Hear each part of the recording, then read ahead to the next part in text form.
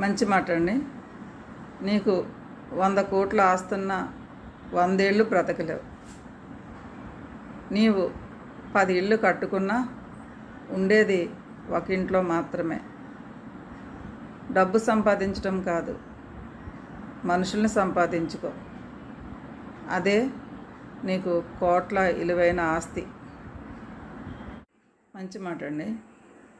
మనం ఎవరినైతే చులకంగా చూస్తామో వారితోటే అత్యవసరం వచ్చేలా చేస్తాడు దేవుడు. జీవితంలో అందరితోనూ అన్నింటితోనూ ఏదో ఒక టైంలో అవసరం పడుతుంది. మంచి మాట అండి.